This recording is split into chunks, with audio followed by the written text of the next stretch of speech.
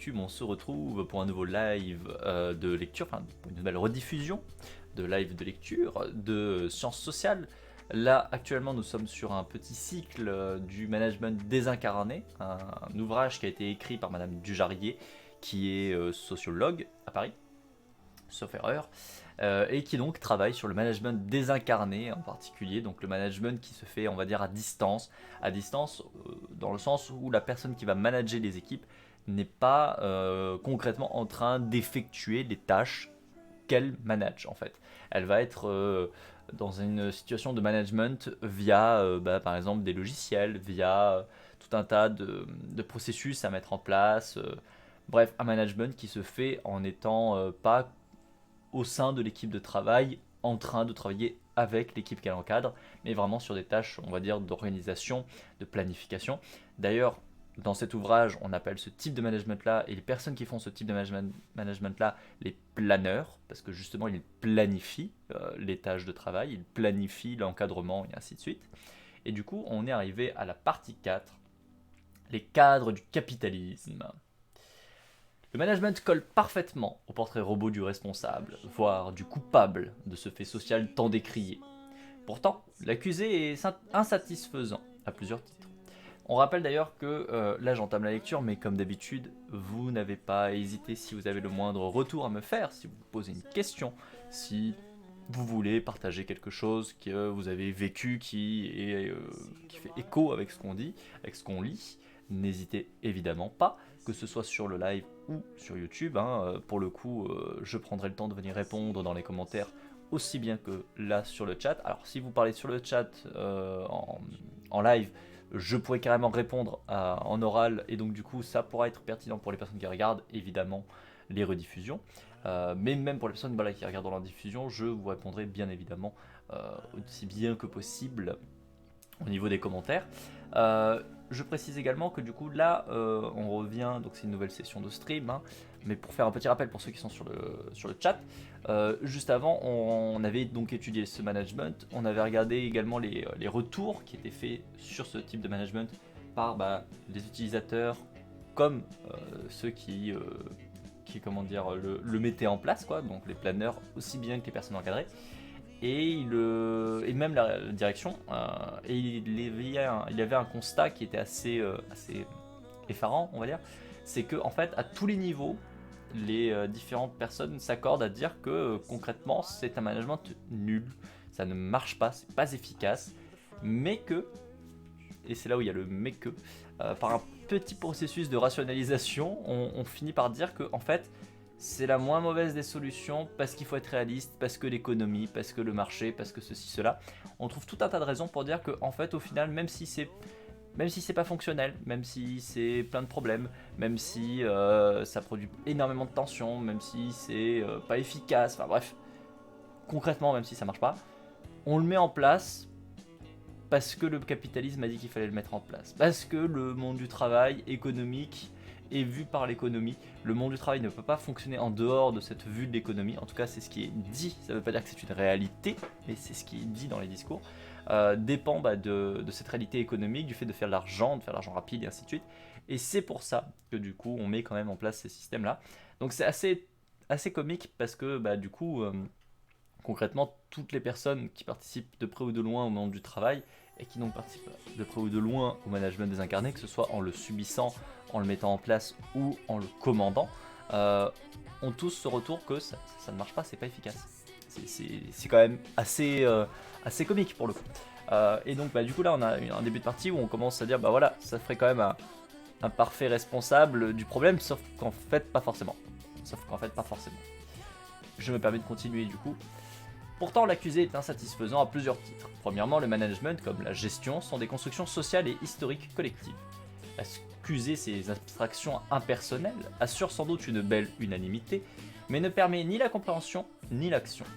En outre, incriminer le management semble, par effet de glissement, calomnier les gestionnaires, induisant l'idée qu'ils ont l'intention de dégrader le travail des autres. Rien n'en est moins sûr. En outre, si c'était le cas, il resterait à expliquer comment cette intention se construit chez ces travailleurs-ci en particulier. Enfin, accuser le management d'être porteur d'une idéologie relève de la tautologie. Sa raison d'être et son projet explicite sont de produire des effets économiques précis en orientant l'activité des salariés et des consommateurs. Il défend effectivement une certaine idée de la vie, du travail et des hommes, comme d'autres. Plus que les croyances, ce sont d'abord les pratiques d'encadrement du travail qui nous intéressent ici. Elles ont connu des formes variées dans le temps et l'espace, sans qu'aucune ne soit évidemment idéale. Pour comprendre les caractéristiques sociales du management contemporain et la manière dont il encadre socialement l'activité, il faut les situer dans une perspective socio-historique. L'activité dans le capitalisme néolibéral salarial. Le management, en tant qu'ensemble de techniques d'organisation et de gestion, selon la définition du dictionnaire, est contemporain au développement de l'industrie et de la grande entreprise dans les pays occidentaux. C'est donc une invention récente, fondamentalement liée au déploiement d'une économie capitaliste de marché. Ces diverses formes historiques expriment néanmoins une constante. Le capitalisme est la quête socialement légitime de l'accumulation des richesses, sans limite interne. Dans ce système, le but de l'activité économique ne se réfère pas à la personne vivante, mais à l'acquisition sans limite, précise Werner Stombart en 28. Ce désir rationnel de maximiser l'accumulation l'emporte dans les conflits avec d'autres objectifs, Wallerstein en 2002, page 18, et la poursuite de ses propres intérêts y est socialement légitime, Hirschman en 2011. Weber, en 2000, signale que ce qui caractérise le capitalisme n'est pas l'avidité, dont il rappelle qu'elle est aussi vieille que l'histoire, mais plutôt la domination sociale de cette impulsion irrationnelle. Alors, le capitalisme est sans doute la seule, ou au moins la principale forme historique, ordonnatrice de pratiques collectives à être parfaitement détachée de la sphère morale, au sens où elle trouve sa finalité en elle-même. Boltanski et Chiapello, en 1999, page 58. Dans un système capitaliste, l'activité humaine est donc subordonnée à cette finalité d'accumulation infinie. Elle en devient un moyen, ce que l'expression ressources humaines explicite sans ambiguïté. Depuis un quart de siècle, le capitalisme a pris un tournant néolibéral, au point où l'on peut parler du néo-capitalisme. Haber en 2013. Depuis les années 80, l'objectif d'accumulation du capital est davantage explicite, revendiqué que par le passé. Les dirigeants d'entreprises privées sont mandatés pour accroître sans fin le shareholder value, c'est-à-dire les dividendes actionnariaux. Flickstein en 2001, Lordon en 2000. Lordon, c'est bien, bonne référence. En vrai, il y a plein d'auteurs que je connais, mais Lordon, typiquement, c'est un des auteurs que j'aimerais vous faire en lecture de sciences sociales, parce que je trouve que vraiment, il y a un très très bon travail. En outre, comme l'ont analysé Michel Foucault, puis Pierre Dardot et Christian Laval en 2009, le néolibéralisme n'est pas un retrait de l'État, mais au contraire son intervention volontariste en vue de la mise en place juridique et politique d'un ordre mondial de marché, pour faire en sorte que la norme du marché s'impose au-delà du marché. Il s'agit d'une politique explicite de construction de la concurrence en État, sur la fiscalité, le droit du travail, les minima sociaux, la règle de dépollution, etc. Entre organisations, entre équipes de travail, entre professions et entre individus. Dans cette optique, la priorité pour l'État n'est plus d'être protecteur, mais de fonctionner comme une entreprise. Les citoyens, eux, sont présumés être des auto-entrepreneurs mobiles. Le travailleur est traité comme un individu autonome, sans histoire ni attache, créateur de son emploi et de son employabilité, qui doit vendre son activité productive sur le marché du travail. L'expression marché du travail rappelle en effet que l'activité, dans un cadre salarial, a le statut de marchandise. Or, le salariat est devenu et reste encore aujourd'hui la forme juridique d'emploi dominante en France. Dans ce contrat de subordination, l'employeur recherche le coût le plus bas pour une contribution le mieux ajustée à ses besoins en quantité et en qualité. Il a donc avant tout une vision du travail comme un ratio entre une dépense et ce qu'elle permet de produire. Cette vision abstraite du travail s'accroît avec l'éloignement et la massification. Ainsi, un DRH qui gère des milliers de salariés ne peut connaître chacun d'eux. Il suit en revanche de près la masse salariale, les indicateurs de coût, de productivité des salariés. Soulignons que cette conception abstraite du travail est propre à la place spécifique de l'employeur dans le salariat. Elle est indépendante de sa morale personnelle, même si celle-ci peut tenter d'adoucir ou de nuancer le rapport salarial. De l'autre côté, celui qui fait le travail l'éprouve différemment. Pour lui, ce travail est concret, puisqu'il ne met pas en jeu ce qu'il a, mais ce qu'il est. Soupio en 2002, page 58. Ainsi, l'employeur peut être indifférent à l'activité, alors que pour celui qui est employé, elle est source ou non d'intérêt, de socialisation, de santé, de sens, de sentiment d'utilité, de possibilité de reconnaissance sociale. Le premier cherche à réduire le coût du travail, là où le second espère y trouver un moyen d'échapper au malheur qui découle de l'isolement, du désœuvrement, de la pauvreté, de la maladie. Aussi, une même activité, si elle est salariée, a deux faces, un recto abstrait et un verso concret, qui sont structurellement en tension. Marx, en 93. Donc là, c'est intéressant de revenir sur ça aussi, c'est qu'effectivement, souvent en sciences sociales, on va vous mettre en avant que ce qui va faire beaucoup de choses, c'est aussi le point de vue, le contexte. C'est-à-dire que concrètement, un même objet social ne va pas avoir la même interaction, il ne va pas être vu de la même manière en fonction de la personne qui est en face. En l'occurrence, un objet social va justement être un objet social. C'est-à-dire que vous prenez un élément que vous voulez étudier, vous prenez deux individus, techniquement vous avez 4 objets sociaux. Vous avez les deux individus et vous avez cet élément que vous étudiez en interaction avec eux deux, mais que chacun va avoir de sa propre manière. Et du coup, ça va devenir deux objets différents. Parce que chacun ne va pas le vivre du tout forcément de la même manière en fonction du contexte, en fonction de sa position, en fonction de tout un tas d'éléments. Là, typiquement, c'est le cas.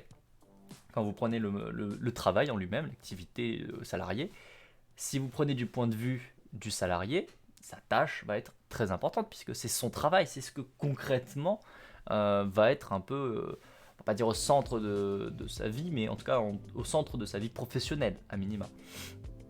A contrario, si vous prenez un directeur, on va dire au niveau de la direction, quelqu'un au niveau de la direction, la tâche du salarié, ce n'est qu'un chiffre. Ce n'est qu'un parmi tant d'autres, potentiellement, surtout dans les grands groupes, effectivement, comme Madame Dujarier le met en avant, c'est que vous avez notamment des DRH qui ont parfois des milliers et des milliers de salariés à encadrer, à organiser. Et à ce moment-là, effectivement, tu ne peux évidemment pas avoir le même point de vue que le salarié sur son travail. Le DRH ou la DRH va forcément avoir un point de vue qui va être basé sur les tableaux, sur les graphiques, sur l'évolution en termes de chiffres de l'activité et ainsi de suite. Mais en aucun cas, elle ne pourra avoir ce travail que effectue le salarié comme si important que ça. Parce que son travail va consister à justement maximiser la rentabilité, à maximiser la gestion des ressources humaines et ainsi de suite. Et donc du coup, à gérer la ressource humaine et non pas à gérer le travail en lui-même fait par la ressource humaine. Et ça, c'est assez intéressant de vraiment montrer que, de fait, ils ne peuvent pas avoir le même point de vue et ils n'ont pas le même point de vue sur le travail qui est effectué par le salarié. Tout simplement. C'est deux choses qui vont être différentes alors qu'à la base, c'est le même objet. À la base, c'est la même chose. L'économie capitaliste, la régulation néolibérale, comme le salariat, ont finalement pour point commun d'avoir massivement recours à la quantification et au calcul. La quête du profit, la mise en concurrence, le contrat de travail suppose une comptabilisation précise. La saisie quantitative et donc abstraite de l'activité caractérise plus que jamais le management dans les grandes entreprises capitalistes salariales. Elle a été intensifiée avec la finance... je vais y arriver. Avec la financiarisation néolibérale. J'y arrivais, quand même, c'était compliqué, mais j'y suis arrivé. Orléans en 2005, Mogheri et Metzger en 2013. Or, cette conception s'est étendue à la fonction publique depuis un quart de siècle. La fonction publique prend modèle sur le privé. Et ça, c'est vrai. Pour le coup, ça, je vais faire un petit aparté personnel, on va dire. Un truc qui vous le montre que justement la fonction publique prend de plus en plus en modèle le privé et va justement de plus en plus avoir des applications concrètes de la manière de fonctionner qui était normalement plutôt réservée au marché privé sur la fonction publique. C'est quand vous voyez, si vous prenez le cas de l'hôpital, la tarification à l'acte. Quand vous voyez justement la mise en place, c'est depuis une dizaine d'années maintenant. Non, peut-être pas une dizaine d'années. Attendez, je vais regarder vite fait de quand ça date la tarification. Tarification à l'acte. Donc c'est la T2A. C'est la T2A et c'est depuis 2007. Alors ça a été mis en place juridiquement depuis 2007 et c'est appliqué depuis combien de temps? Ah non, c'est appliqué depuis 2007 et ça avait été mis en place juridiquement en 2005. Mais c'est appliqué depuis 2007. Donc ouais, ça fait plus de 10 ans maintenant. Et ben en fait c'est l'idée que à l'hôpital, ce qui va compter, ce qui va faire que vous allez être bien vu ou pas, c'est tout simplement le fait que les actes sont vus, enfin la tarification se fait à l'acte. Donc en fait c'est le soin en lui-même et la comptabilisation de soins en lui-même qui va faire que on va mettre plus ou moins de budget. Sur le papier c'est très joli, c'est très rigolo, parce que du coup on peut se dire, bah regardez, puisque c'est la tarification à l'acte, ce que ça permet de mettre en avant, c'est que si tel hôpital a besoin de développer vachement ce champ-là de la médecine, et parce qu'ils ont beaucoup d'actes là, et ça permet de pouvoir d'avoir un outil plus sensible. On sait que là ils ont besoin d'avoir du financement pour faire tel ou tel truc. A contrario, on voit que cet hôpital là-bas, ils n'ont pas spécialement besoin d'autant, donc on peut redistribuer justement et mieux gérer du coup l'argent que ça nous coûte en termes de budget, pour pouvoir bien améliorer les différents services en fonction de leurs réels besoins. Ça c'est sur le papier, ça c'est ce qui est vendu. Comme d'habitude, on retrouve exactement la même rhétorique qui est utilisée dans le management des incarnés, comme on l'a montré depuis le début du lab de lecture. C'est que vous allez avoir donc vraiment cette vision de, regardez, on vous donne un outil qui vous permet de mieux qualifier, de mieux quantifier vos besoins, et donc du coup de répartir les forces, que ce soit les forces économiques, les forces de travail, ainsi de suite, en fonction des besoins du terrain. C'est un outil qui va vous permettre de pouvoir vous coordonner, de pouvoir bien penser, de pouvoir être plus efficace pour les clients, pour vous-même, ainsi de suite. Donc là, on n'appelle pas ça des clients normalement à l'hôpital, on appelle ça plutôt des patients, mais vous avez compris l'idée quoi. Et ce qui est rigolo, c'est que du coup, avec ce qu'on constate avec ce genre d'outil, donc avec la T2A, c'est que la seule chose que ça a mis en place, c'est que ça a poussé les services médicaux à privilégier le fait d'aller chercher un certain type de soin qui est facile à faire, qui coûte pas forcément très cher en termes d'outils et compagnie, et qui se soigne rapidement, pour avoir justement des gros chiffres. Pour avoir des gros chiffres, pour pouvoir du coup avoir du budget, pour du coup pouvoir continuer à fonctionner de manière relativement plus ou moins efficace. Et donc du coup, vous avez tout un champ, tout un tas de personnes qui ont des soins à recevoir qui sont plus longs, avec des machines peut-être plus chères ou quoi, qui du coup ne peuvent plus ou très difficilement être mises en charge, enfin pris en charge, parce que on n'a pas le matos pour, puisque du coup on n'a pas poussé dessus, puisque du coup on a fait exprès de pousser sur les actes rapides. Et donc vous voyez qu'en fait le budget finalement il est absolument pas mieux coordonné, on ne répond absolument pas aux besoins des patients. En fait on conditionne la pratique en fonction de ces tableurs, en fonction de ces chiffres, en fonction de ces outils d'évaluation. Et comme on conditionne notre tâche en fonction de ça, on conditionne les soins qu'on fait, et donc du coup de fait certains soins ne sont plus faits ou sont nettement moins faits, moins mis en avant parce qu'ils sont plus longs et ainsi de suite, donc pas rentables. Et c'est là où vous voyez qu'il y a vraiment un problème là-dessus, c'est que vous voyez que dans la logique normalement on va dire publique, il ne devrait pas y avoir cette logique justement de rentabilité, de faire du bon chiffre. Normalement la seule logique que vous avez quand vous êtes dans la fonction publique, peu importe la fonction publique, si on prend le cas des soins, parce qu'on a commencé là-dessus, on va continuer avec, c'est normalement juste de pouvoir soigner les gens, peu importe ce qu'ils ont, c'est essayer d'apporter le meilleur service de soins possible aux populations, pour justement garantir, c'est à ça que servent les impôts et tout ça, normalement c'est pour garantir la vie collective, et ça passe notamment par les aspects de santé du peuple et donc du collectif. C'est pour ça qu'on a des hôpitaux publics, c'est parce que du coup ils récupèrent normalement, si on schématise facilement, les impôts pour pouvoir du coup développer le système de soins qui du coup nous permettent d'être en bonne santé, éventuellement de continuer à payer les impôts et ainsi de suite, notamment en ayant des activités par exemple. Mais bref, l'idée c'est qu'à la base les impôts, si on les donne, c'est pas parce qu'on doit donner les impôts, c'est parce qu'on a décidé qu'en tant que collectif, il nous fallait investir pour le bien du collectif, et que du coup on a décidé que le moyen le plus simple d'investir pour le bien du collectif, c'était que chacun donne un petit peu, et que du coup avec cette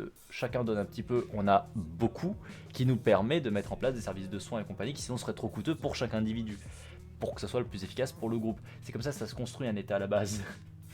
Et là le problème c'est qu'on tombe sur des thématiques et sur des réflexions qui sont au-delà de ça.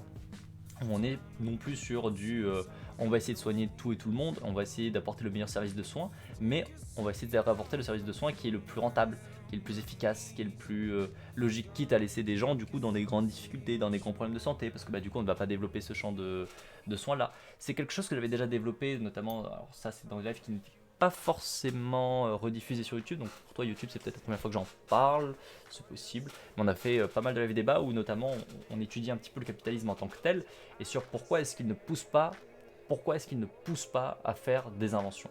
Pourquoi est-ce que la seule chose à laquelle pousse le capitalisme, c'est à l'innovation et non pas à l'invention? L'innovation, c'est le fait de reprendre exactement la même chose d'avant et de juste un tantinet l'améliorer. Ou de changer un petit peu le boîtier, on va dire, par exemple. Voilà.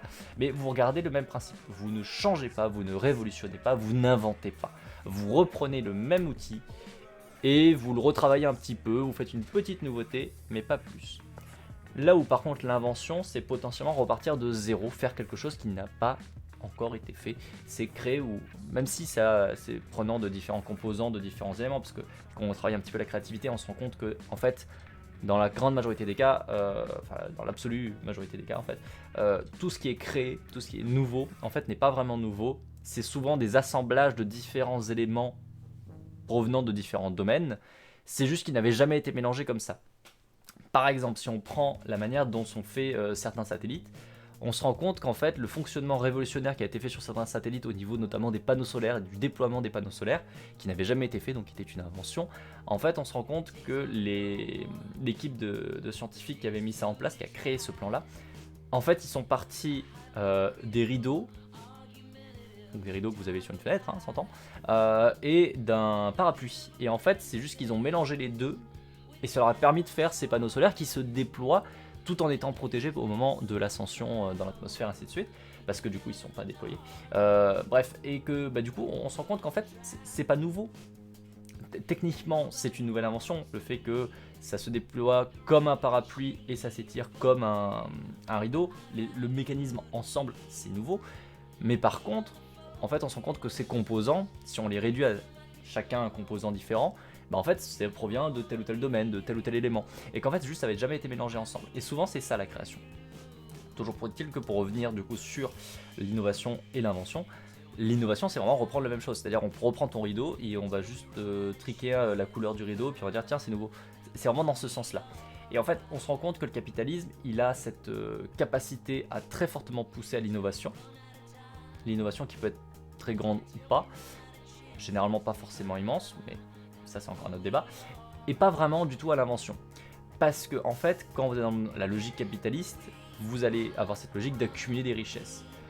Or, faire une invention, potentiellement, c'est prendre beaucoup de risques et ne pas gagner d'argent. Là où faire de l'innovation, par contre, c'est prendre nettement moins de risques, parce que vous avez beaucoup moins à investir, parce que vous vendez du coup quelque chose qui est déjà vendu à terme. Enfin bref, vous avez tout un tas de logiques économiques qui se mettent en place, qui sont que l'innovation est beaucoup plus intéressante que l'invention, parce que l'innovation va drastiquement limiter les risques, va être une prise de risque nettement moins grande, et donc avec en plus de ça une évaluation du retour, on va dire économique derrière, qui est beaucoup plus facile à mettre en place. Là où une invention, là où par exemple la recherche fondamentale, vous ne savez pas. Puisqu'en fait justement vous allez partir sur quelque chose de totalement neuf, totalement nouveau, vous ne savez pas si vous allez réussir, vous ne savez pas si ça va être vendu, enfin pour plein de raisons en fait vous ne savez pas où vous allez. Et c'est pour ça que le monde capitaliste, le modèle capitaliste ne pousse pas à l'invention et ne pousse qu'à l'innovation. Et c'est exactement le même type de logique qu'on a là, quand on voit justement comment est-ce que ça se met en place dans le modèle public, ce modèle du modèle privé, c'est que si vous prenez le champ des soins, avant, il y a encore on va dire 15-20 ans, on avait plus facilement en hôpital, je dis plus facilement, ça veut pas dire que c'était forcément très simple, même ni que c'était forcément très mis en avant, mais c'était plus simple en tout cas, d'aller chercher notamment des systèmes de soins, d'aller enquêter, d'aller se renseigner, d'aller se faire de la recherche sur telle ou telle maladie qui n'était pas forcément la maladie la plus répandue, qui peut être compliquée à prendre en charge, et ainsi de suite. Là où aujourd'hui ça l'est beaucoup moins, vraiment beaucoup moins.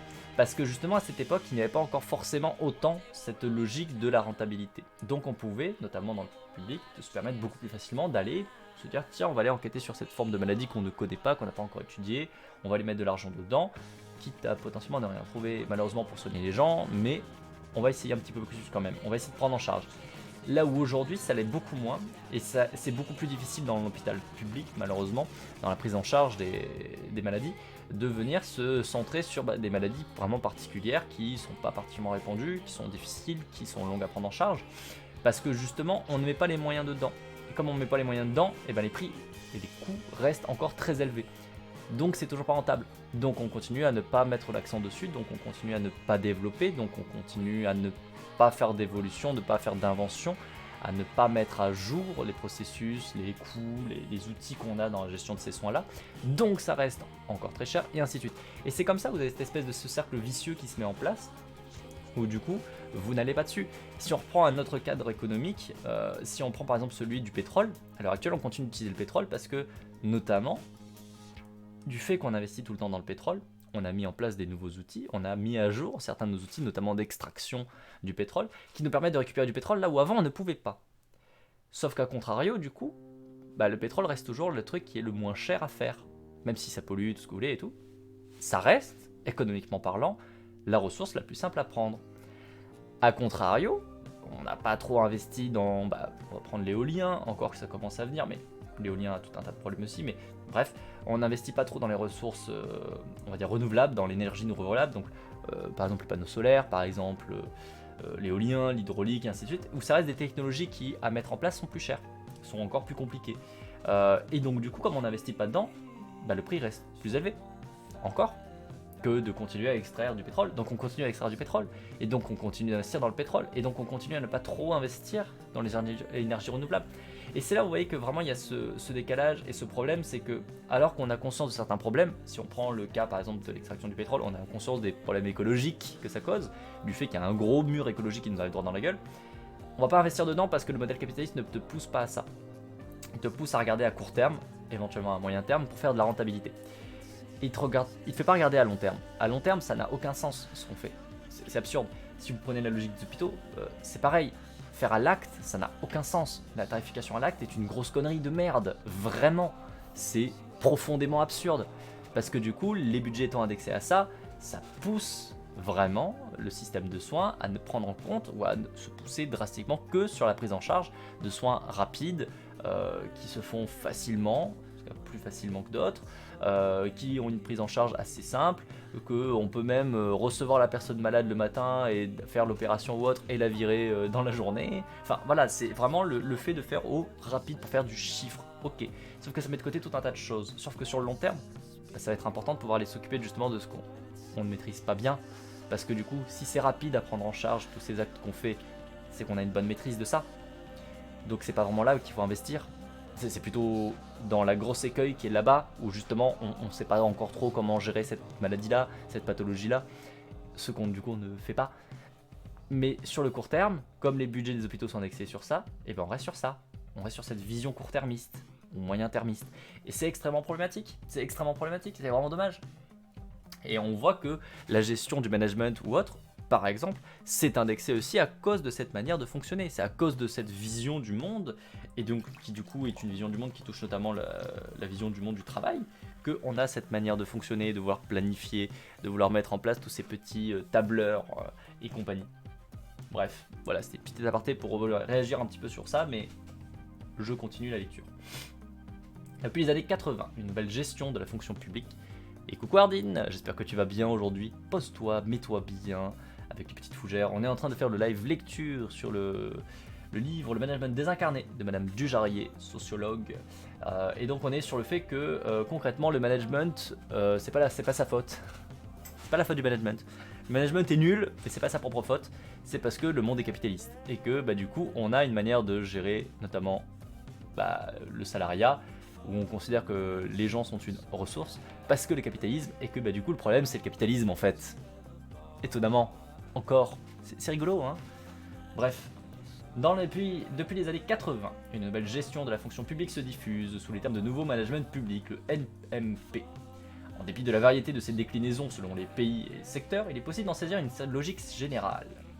D'abord promue par l'OCDE, l'Organisation des coopérations et de développement économique, la mise en concurrence systématique sur les indicateurs devient une technique de coordination gouvernementale dans l'Angleterre de Margaret Thatcher, le Galles en 2011, avant de s'étendre au reste de l'Union européenne depuis le traité de Lisbonne en 2000.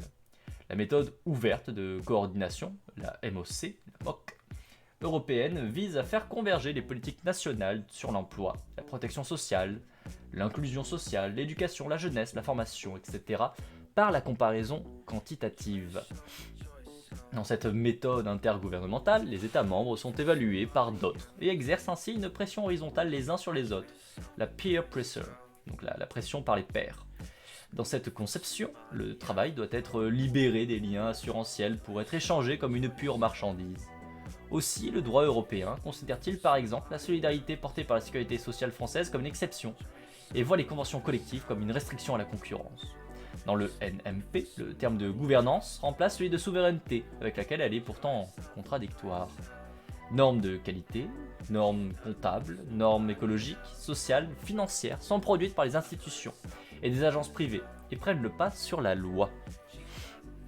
Je vais bien, j'ai rêvé de l'extrême droite, puis de démons, et le second rêve me faisait moins peur. Bah je t'aurais dit que ça a été le même rêve du coup. Mais bon.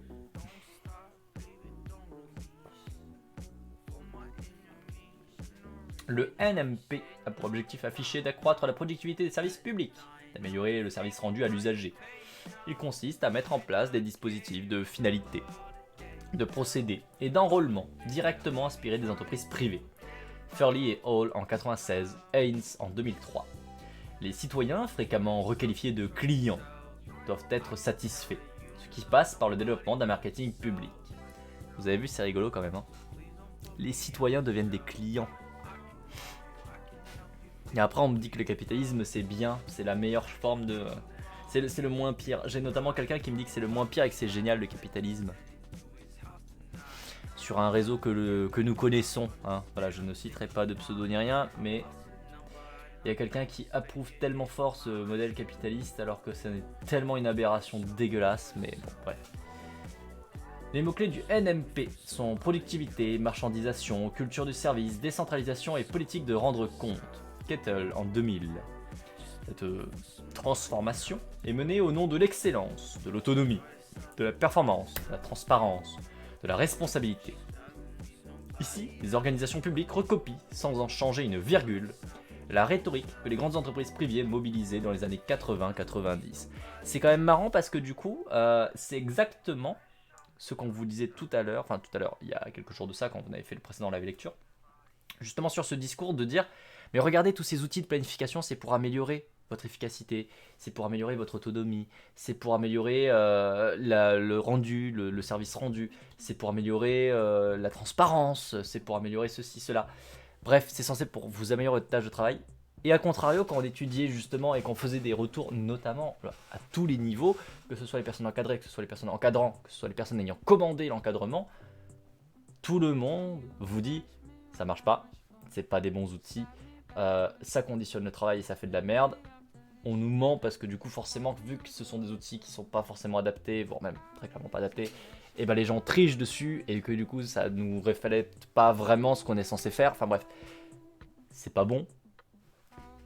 Et pourtant on le fait, et pourtant on continue à répandre ce fameux discours de mais si, mais c'est pour vous améliorer, c'est une bonne idée, c'est cool.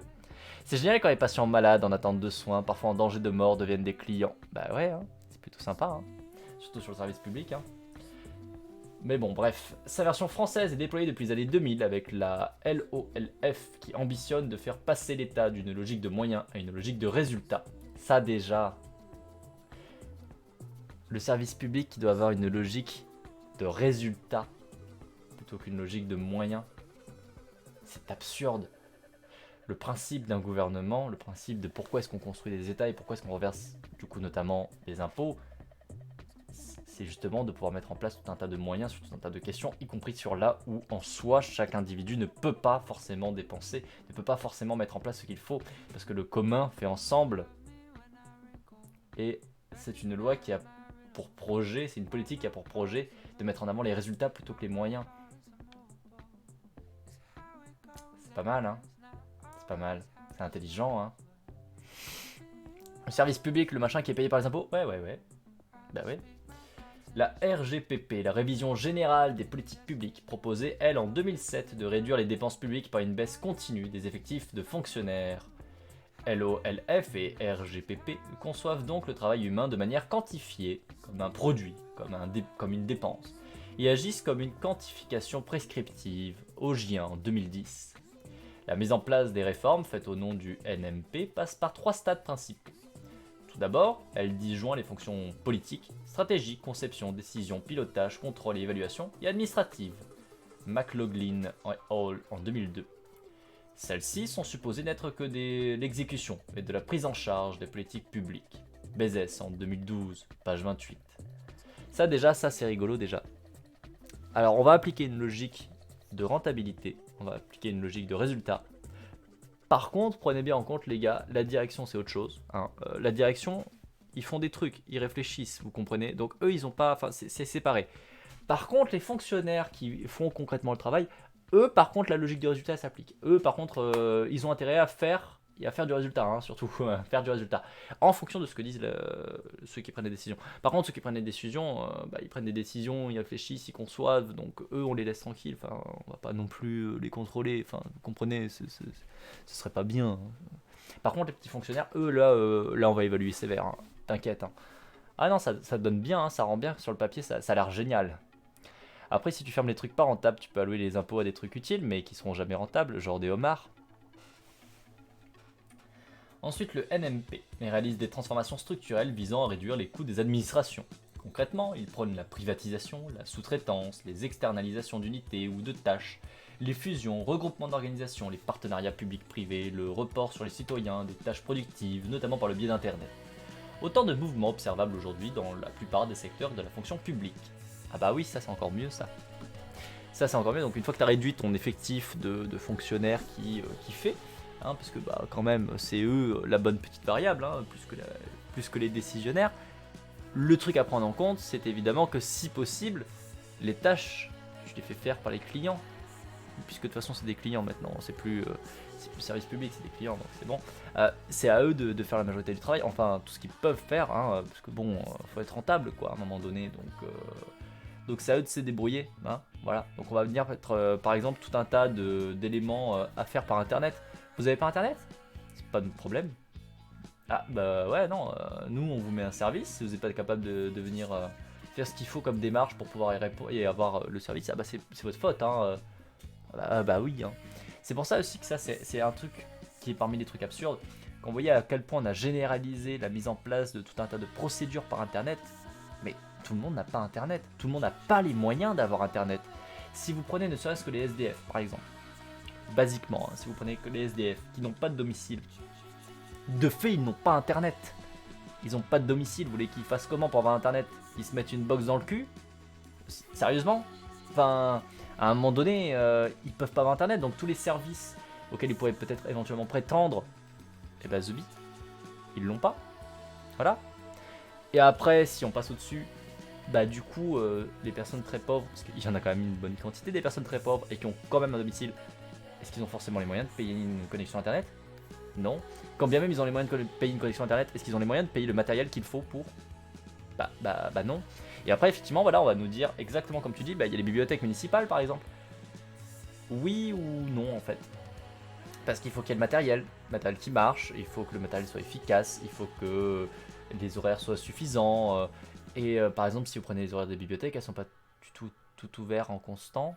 Donc en fait, les gens qui travaillent généralement, c'est ça en fait, ils travaillent. Du coup, ils peuvent par exemple pas aller à la bibliothèque, puisque la bibliothèque est fermée quand eux ne travaillent pas, et qu'elle est ouverte quand eux ils travaillent, que du coup ils peuvent pas aller. Ah tiens, c'est rigolo. Toutes les villes n'ont pas de bibliothèque. Toutes les villes n'ont pas de transport en commun qui permet d'aller dans toutes les villes. Aussi. Enfin, ville et village, hein, s'entend. Donc il y a tout un tas en fait de problèmes à différents niveaux. Ville, si quand même, ça dépend. Non mais moi je parle de ville et village, hein, qu'on soit d'accord. Tout regroupement humain. On va simplifier comme ça, tout regroupement humain. Parce que tout le monde ne vit pas dans une grande ville, tout le monde ne vit pas à Paris par exemple. Si tu prends le cas d'une ville comme Paris, je suis sûr qu'effectivement tu dois avoir des bibliothèques qui sont ouvertes sur de très grandes plages horaires et qu'il y a probablement tout un tas de transports en commun et de services qui peuvent être relativement facilement accessibles. Encore que si tu prends le cas de Paris, tu peux pas te déplacer gratuitement. Hein. Enfin, moi la dernière fois que je suis allé à Paris, je pouvais pas me déplacer gratuitement. Hein. Et pourtant Paris c'est grand, ça aurait été pratique de pouvoir se déplacer gratuitement. Donc en fait, tu te retrouves dans tout un tas de situations où tu as tout un tas de complications qui font que le service public n'est pas assuré, le service public n'est pas là. Et c'est à la personne de venir en fait faire les démarches. Ça va dans la logique de rentabilité, hein, en l'occurrence. Mais le problème, c'est que du coup, non, ce n'est pas égalitaire. En fait, les gens n'ont pas tous les mêmes moyens, n'ont pas tous les mêmes facilités, n'ont pas tous la même situation. Tous les contextes de vie, de regroupement de personnes ne sont pas équivalentes. Il me semble qu'à Audincourt, ville où j'habitais enfant, il fallait aller dans la petite ville à côté pour aller à la bibliothèque. En l'occurrence, oui, il y a tout un tas de villages où il n'y a pas de bibliothèque. Il y a tout un tas de villages où maintenant on ouvre notamment des médiathèques, mais il y en a plein où c'est pas le cas. Ou qui sont tenus par des bénévoles qui sont pas formés par exemple, avec des plages horaires qui sont ridicules, avec du matos pitoyable. Enfin, c'est pour ça qu'il y a une vraie disparité et que c'est là où il y a un vrai problème sur cette logique de rentabilité. Ça n'a pas de sens sur le service public. Les impôts ne sont pas là pour faire du pognon. C'est pas le propos. C'est normalement on fait un effort collectif pour justement apporter au collectif. Si en fait tu fais un effort collectif mais pour apporter au même, bah c'est pas un effort collectif. Enfin si c'est un effort collectif mais du coup c'est pas la bonne finalité. Normalement le principe de l'effort collectif c'est que ça apporte à tous. Si ça n'apporte que la même petite section de gens, c'est discutable quand même. C'est hautement discutable.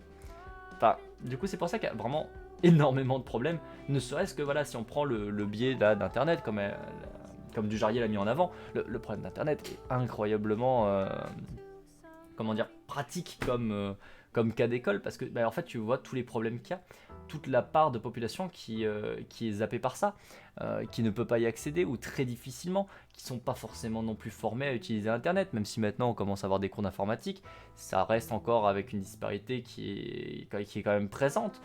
Il y a tout un tas de situations où les gens ne savent pas, où certaines personnes, notamment les générations un peu plus âgées, ne savent pas, ne sont pas formés, ne sont pas compétents, ont beaucoup de mal. Et même au-delà de ça, même parmi les gens qui sont, on va dire, formés à utiliser Internet, si vous prenez moi, par exemple, je considère que je suis quelqu'un qui est quand même plutôt formé à l'utilisation d'Internet, je me débrouille plutôt pas trop mal avec un PC, hein, c'est un peu comme si c'était mon travail tous les jours d'être dessus. Il y a des trucs avec le service de l'État qui sont ultra compliqués, ou même moi, qui pourtant ai fait du droit du travail et compagnie, il y a des fois je suis là en mode, mais qu'est-ce qu'il attend de moi le site internet? Quoi? Quelle est la démarche que je suis censé faire? Par quoi est-ce que je passe? Il y a un manque de clarté dans l'information, dans les outils.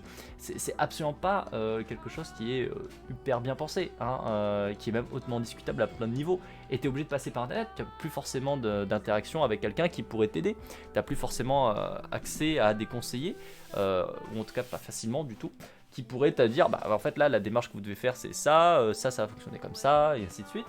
T'accompagner en fait. Il y a des fois où juste t'es lâché, enfin la plupart du cas maintenant, où tu es lâché en toute liberté en mode allez vas-y démarre-toi, comme ça de toute façon si tu te plantes c'est ta faute. C'est pas la faute du conseiller. Et ça c'est quand même un énorme problème. Enfin pour moi c'est vraiment un énorme problème. Mais vous le savez, moi je suis profondément anticapitaliste, hein, donc de toute façon... de toute façon voilà. Je continue un peu le texte quand même. Autant de mouvements observables aujourd'hui dans la plupart des secteurs de la fonction publique. Enfin, le NMP instaure un management par la performance.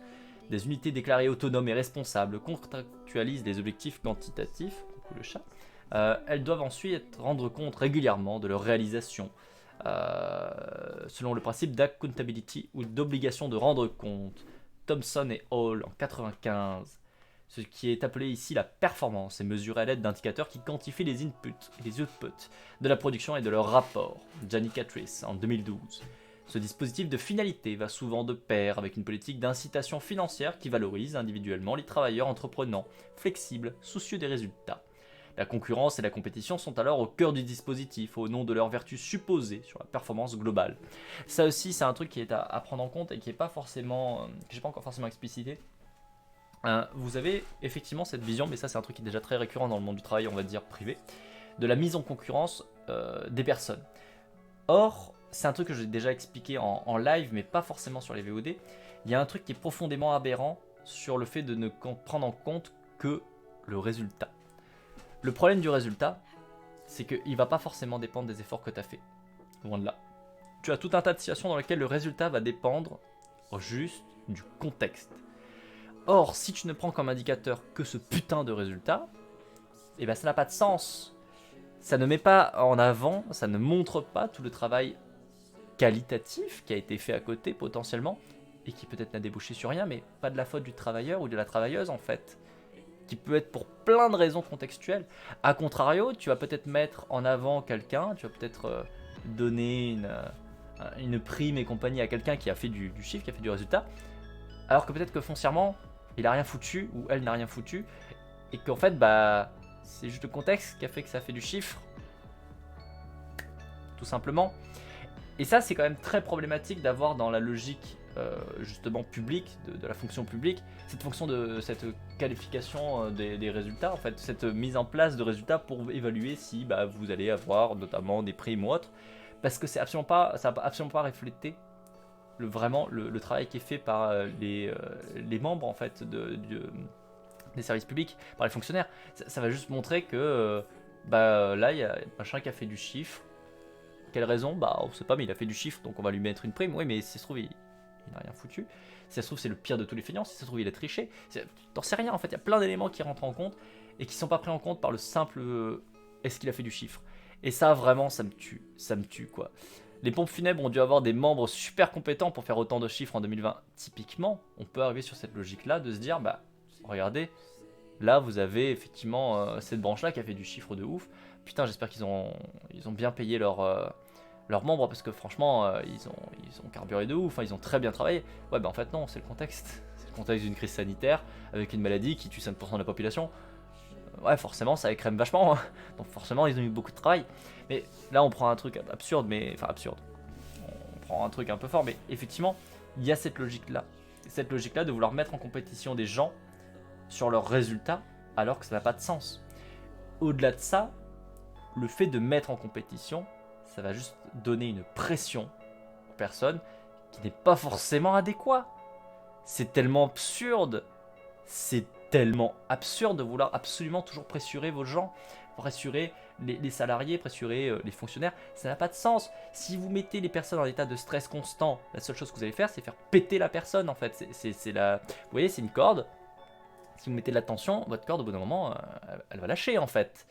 Et c'est exactement ce qui se passe avec cette logique-là. Mais c'est une logique qui est très présente dans le monde du travail depuis pas mal de temps et que déjà, on a tout un tas de personnes qui ont montré, qui ont fait des études sur justement la pénibilité au travail, que ça n'est pas efficace. Ce n'est efficace que sur le court terme. Sur le court terme, vous allez avoir des résultats, effectivement, plus que si vous n'avez pas fait. Mais sur le moyen et sur le long terme, c'est toujours moins pertinent, c'est toujours moins efficace, ça apporte toujours moins. Parce que sur le court terme, effectivement, la personne va travailler à fond, mais elle va se démotiver, elle va perdre l'intérêt, elle va partir en dépression, elle va partir en burn-out. Plein d'éléments vont faire que, en fait, sur le moyen et sur le long terme, ce n'est pas efficace, ce n'est pas une bonne manière de travailler. Vous allez épuiser votre bassin de travailleurs, vous allez avoir une mauvaise réputation, vous allez gâcher votre image publique, enfin bref, tout un tas d'éléments qui, à plusieurs niveaux, vont être dommageables à votre structure de travail, qu'elle soit une entreprise ou qu'elle soit un service public. Et ça c'est extrêmement visible quand vous prenez la vision que les gens ont du service public. Généralement, ils vont vous dire c'est des bandes de branlots de merde qui ne servent à rien, patati patata, et ainsi de suite. Est-ce que vraiment c'est pertinent de croire que la quasi-totalité des fonctionnaires sont tous des gros branlots? Vraiment? Enfin, réfléchissez 30 secondes. Est-ce que c'est pertinent de vous dire que tous les branlots de la Terre sont réunis tous ensemble dans la fonction publique? Bien sûr que non. Ça n'a aucun sens. Ça n'a aucun putain de sens. Pourquoi est-ce que vous avez cette vision? Parce qu'il y a tout un tas de dysfonctionnements dans l'organisation du travail, qui fait que du coup, notamment, on vient mettre une mauvaise image sur le service public en général, et du coup, sur les fonctionnaires qui sont dedans. Mais dans l'histoire, c'est des victimes au même titre que les autres, hein. Ils prennent aussi cher que les autres, voire même peut-être potentiellement plus cher, parce que eux, ils ont justement cette mauvaise image qui leur est accolée, et ainsi de suite. Alors qu'en vrai, non, bien sûr que non, c'est le système de travail qui les détruit, qui détruit le service qui est rendu, qui détruisent les personnes dans elles-mêmes, qui détruisent leur centre de motivation, qui détruisent tout un tas de choses en fait. Mais eux, ils sont pour rien, ils en prennent juste plein les dents. Putain, On rappelle que le stress en anglais, c'est la tension, la contrainte exercée, et que les objets sont censés être étudiés pour résister au stress, car ça les fait casser. Bah oui. Et donc faire fonctionner les gens au stress, ça ne marche pas parce que ça les fait casser. C'est le principe. C'est marqué dans le nom. Voilà.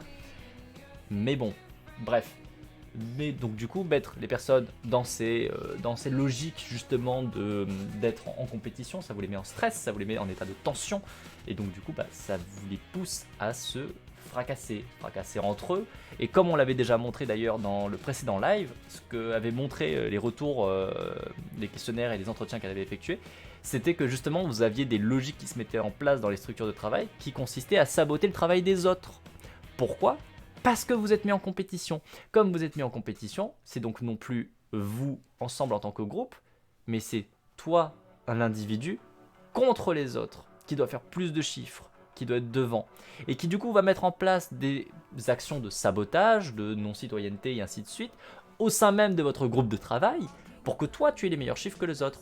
Que tu en aies conscience ou pas, tu vas aller venir mettre des petits taquets aux autres pour essayer d'être passé devant, pour essayer de mieux être vu. Parce que tu sais que toi, tu es en compétition avec eux et que eux sont en compétition avec toi.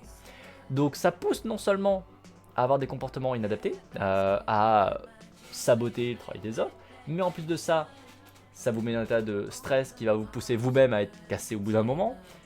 En plus de ça, du coup, ça entraîne le fait de pousser les structures à mettre leur budget en fonction de ça, mais qui du coup ne sont pas mis aux bons endroits, puisque du coup ça n'a pas de sens, c'est pas là où il faudrait investir. Enfin bref, vous avez tout un tas de fonctionnements qui se mettent en place comme ça, juste parce que à la base vous avez mis en compétition. Et que c'est profondément stupide. Et que non, ce n'est pas efficace. Encore une fois, ce n'est pas efficace sur le moyen et le long terme. Sur le court terme, je vous dirais oui. Parce que c'est quelque chose qui a été démontré. Oui, sur le court terme, c'est assez régulièrement efficace. On notera le assez régulièrement, pas toujours efficace. La coopération est bien plus résistante. Mais bon, bref. Mettre en compétition, mettre les gens en état de stress, les pressurer, oui, sur le court terme, ça peut être efficace, ça peut être rentable. Mais c'est pas forcément pertinent. C'est même généralement pas forcément du tout pertinent. Mais bon, bref. Même chez les fonctionnaires, il y a une sous-catégorie qui s'en prend à la gueule. Le prof est un petit animal en danger. Protégez vos profs. Oui, si on prend le... Mais c'est assez présent dans plein de niveaux. En fait, c'est à plein de niveaux. Tu as plein d'entreprises où c'est comme ça. Où on voit que parce que la situation de travail est pourrie, structure de travail est pourrie, que en fait, l'employé ou un certain type d'employé va être mal vu. Si tu prends par exemple la grande distribution, si on part non plus sur la fonction publique mais sur le privé, si tu prends la fonction de caissier-caissière, les caissiers et caissières se font trash talk de ouf, alors qu'en vrai, ils n'ont rien demandé, ils essaient juste de travailler pour avoir un peu d'argent, mais ils sont maltraités par les clients. Ils sont vus comme des espèces de lourdeaux, pas intelligents, mais pourquoi? Mais parce qu'on les met dans des situations où il faut qu'ils fassent un chiffre absolument faramineux en termes de bip à faire et ainsi de suite. Enfin, il y a tout un tas de situations où ils se retrouvent dans des situations où ils ont des contraintes énormes qui du coup leur portent préjudice, qui fait que du coup le service rendu est pas forcément incroyable, parce que bah oui, effectivement, il y a des caissiers et des caissières qui se comportent pas très très bien, parce que bah, ils ne peuvent pas bien se comporter, pas dans les situations dans lesquelles ils sont. Pareil avec les vendeurs en magasin, certains qui vous ignorent, certains qui vont aller vous rendre un service un peu nul, qui vont vous vendre un produit qui vous est pas utile, ainsi de suite, mais parce qu'en vrai, c'est pas eux le problème, c'est la situation dans laquelle ils sont. Leurs revenus dépendent de ça. Ils sont pressurés à faire du chiffre, bah forcément, mais du coup, ils vont se comporter pas forcément de la manière la plus adaptée envers les clients. Puisque le client, en fait, il n'a pas d'importance. Malheureusement, il n'a pas d'importance. La seule chose qui compte, c'est son compte en banque. Si le client peut acheter, ok, il a de l'importance. Mais c'est son compte en banque qui a de l'importance, pas le client. Ah oui, le sabotage. C'est courant dans les prépas, pas suffisamment bonnes pour garantir une place dans les meilleures écoles, mais pas suffisamment mauvaise pour que celle-ci soit hors de portée. Par exemple, l'ami d'un camarade de chambre travaillant dans une autre prépa avait bricolé un buzzer caché dans un mur pour réveiller les occupants de la chambre à des horaires random. C'est sympa, hein. C'est sympa. C'est très sympa. On va continuer. Ça j'avais lu. Le capitalisme salarial néolibéral contemporain est donc porteur d'une certaine conception de l'activité dans le secteur privé comme, maintenant, dans le service public. Il s'agit d'une ressource abstraite soumise à une compétition généralisée visant à fabriquer des optimums économiques. Tu bosses pas à l'école, tu finiras comme la personne là, sachant que ça accueille énormément d'étudiants, sans compter le fait que tu dévalorises les gens en fonction de leur niveau d'études, tout à fait. Moi j'avais une personne qui était, à l'époque je travaillais en grande distribution, j'étais caissier, et j'avais une dame avec son fils qui était passée devant moi et qui avait dit, qui était en train de parler à son fils sur le fait que justement il fallait qu'il se comporte bien à l'école et tout ça, parce que je présume que du coup il avait eu un mauvais résultat, et qui m'avait pris en exemple là devant moi en me disant bah, si tu travailles pas tu vas finir comme lui, tu vas finir en caissier et tu seras pas capable de faire autre chose. Et moi j'étais là en mode connasse, parce que moi à ce moment là bah, j'étais en master en fait. J'avais un meilleur niveau d'études peut-être qu'elle, parce que je sais pas ce qu'elle faisait cette personne, mais en soi si ça se trouve j'avais un niveau d'études qu'elle, j'allais potentiellement avoir un meilleur poste qu'elle aussi derrière, hein, parce que pareil je ne sais pas quel travail elle fait, mais potentiellement si ça se trouve j'étais déjà à ce moment là avec un meilleur potentiel on va dire. Bon aujourd'hui je suis streamer donc ça n'a plus rien à voir avec les études que je faisais à l'époque, mais néanmoins en soi elle sait rien de moi comme moi je ne savais rien d'elle. Et elle vient et elle te rabaisse juste parce que là, le métier que tu fais là, maintenant, à cet instant T, devant elle, c'est caissier comme si c'était un sous-travail, comme si c'était un sous-métier. Alors que ça n'a aucun sens. Non seulement déjà, c'est pas un sous-métier, il faut bien quelqu'un pour le faire, la preuve, sinon j'aurais pas été là. Et d'autres collègues n'auraient pas été là non plus. Mais surtout, au-delà de ça, qu'est-ce que ça change? Enfin, est-ce que je suis une sous-personne parce que je fais un métier qui me rapporte juste un SMIC? Parce que c'est un métier dans lequel je veux rendre service aux autres?